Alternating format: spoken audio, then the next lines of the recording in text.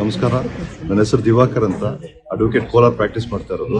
So ಈಗ ಎಲ್ಲರೂ ಗೊತ್ತಿರೋಂಗೆ ಸಾಕಷ್ಟು ಪ್ರಕರಣಗಳು ಕೋರ್ಟಲ್ಲಿ ಬಂದು ಸುಮಾರು ವರ್ಷಗಳಿಂದ ನಡೀತಾ ಇದೆ. ಸಾಕಷ್ಟು ಜನ ಪಬ್ಲಿಕ್ಗೆ ಬಂದು ಅನುಕೂಲ ಆಗಲಿ ಅಂತ ಹೇಳ್ಬಿಟ್ಟು ಅದಾಲತ್ಗಳು ಮೂರು ತಿಂಗಳಿಗೂ ಎವ್ರಿ 3 ಮಂತ್ಸ್ಗೆ ಅದಾಲತ್ಗಳ ಪ್ರೋಗ್ರಾಮ್ಸ್ ನಡೀತಾ ಇದೆ. ಸೊ ಜಡ್ಜಸ್ ಕೂಡ ಸಾಕಷ್ಟು ಅವರು ನಮ್ಗೆ ಸಪೋರ್ಟ್ ಮಾಡಿ ಮತ್ತೆ ಜನರಲ್ ಪಬ್ಲಿಕ್ ಯಾರಿಗೂ ತೊಂದರೆ ಆಗಬಾರ್ದು ಅಂತ ಹೇಳ್ಬಿಟ್ಟು ಅವ್ರಿಗೆ ಏನ್ ಮಾಡ್ತಾ ಇದಾರೆ, ಪಾರ್ಟಿಗೆ ಕರ್ಸೋದು, ರಾಜಿ ಮಾಡ್ಸೋಕೆ ಅಂತ ಹೇಳಿ ಬಹಳ ಪ್ರಯತ್ನ ಪಡೋದು, ಸಂಧಾನ ಮಾಡೋದು. ಸೊ ಏನಕ್ಕೆ ಉಪಯೋಗ ಅಂತ ಹೇಳಿದ್ರೆ, ಸೊ ಸುಮಾರು ವರ್ಷಗಟ್ಟಲೆ ಹೋಗೋದನ್ನ ಸೊ ಅತ್ಯಂತ ಬೇಗವಾಗಿ ಇತ್ಯರ್ಥ ಮಾಡ್ಕೊಂಡು ಎಲ್ರಿಗೂ ಒಳ್ಳೇದಾಗ್ಲಿ ಅಂತ ಉದ್ದೇಶನ ಮಾಡ್ತಾ ಇದ್ದಾರೆ. ಸೊ ಇದಕ್ಕೆ ಬಹಳ ಸಪೋರ್ಟ್, ಬಹಳ ಅಡ್ವೊಕೇಟ್ಸ್ಗಳು ಸಪೋರ್ಟ್ ಮಾಡ್ತಾ ಇದ್ದಾರೆ. ಸೊ ಜಡ್ಜಸ್ ಸಪೋರ್ಟ್ ಮಾಡ್ತಾ ಇದ್ದಾರೆ. ಸೊ ನಮ್ದೇ ಸುಮಾರು ಪ್ರಕರಣಗಳಿತ್ತು. ನಮ್ದೊಂದು ಚೆಕ್ ಕೇಸ್ಗಳು ಬಹಳ ಕೆಳಗಡೆ ಕೋರ್ಟಲ್ಲಿ ಕನ್ವಿಕ್ಷನ್ ಕೂಡ ಆಗಿತ್ತು. 10 lakhs 2 ಕೇಸ್ ಕನ್ವಿಕ್ಷನ್ ಆಗಿತ್ತು.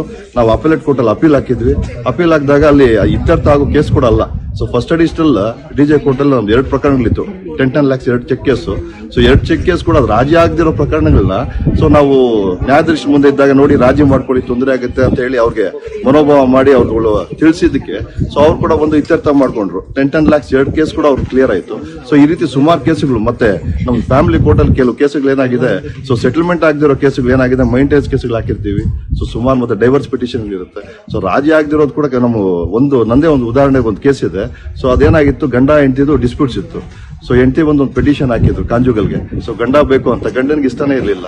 ಸೊ ಆ ಕೇಸ್ ಕೂಡ ನ್ಯಾಯಾಧೀಶ ಅವ್ರ ಮನವೊಲಿಸಿ, ನೋಡಪ್ಪ ನಿನ್ ಮಗು ಇದೆ, ಸೊ ನೀನು ಚೆನ್ನಾಗಿ ಅವ್ರು ಸಾಕೋ, ಒಂದು ಅವಕಾಶ ಕೊಡು, ತಿದ್ಕೋ ಅಂತ ಹೇಳಿ ಅವ್ರನ್ನ ಒಳ್ಳೆ ರೀತಿಯಲ್ಲಿ ಹೇಳಿ ಆ ಕೇಸ್ ಕೂಡ ಸೆಟ್ಲ್ ಆಗಿ ಅವರಿಬ್ರು ಈಗ ಅನ್ಯೋನ್ಯವಾಗಿ ಜೊತೆಲಿದ್ದಾರೆ. ಸೊ ಈ ರೀತಿ ಬಂದು ಸಾಕಷ್ಟು ಪ್ರಕರಣಗಳು ಕೋರ್ಟ್ ಅಲ್ಲಿ ಒಂದು ಇತ್ಯರ್ಥ ಆಗ್ತದೆ. ಒಂದೇ ಉದ್ದೇಶ, ಸೊ ಬಂದು ಈಗ ಲಾಂಗ್ ಪೆಂಡಿಂಗ್ ಕೇಸಸ್ ಎಲ್ಲ ಕೇಸಸ್ ಡಿಸ್ಪೋಸ್ ಆಗಕ್ಕೆ ನ್ಯಾಯಾಧೀಶರು, ಕೋರ್ಟ್ ಅಲ್ಲಿ ಅಡ್ವೊಕೇಟ್ಸ್ ಮತ್ತೆ ಜನರಲ್ ಪಬ್ಲಿಕ್ ಕೂಡ ಒಂದು ಅವೇರ್ನೆಸ್ ತಿಳ್ಕೊಂಡು ಇದನ್ನ ಇತ್ಯರ್ಥ ಪಡಿಸೋದು ಎಲ್ಲರಿಗೂ ಒಳ್ಳೇದಾಗ್ತಾ ಇದೆ ಅಂತ ಹೇಳ್ಬಿಟ್ಟು ನಂದು ಉದ್ದೇಶ.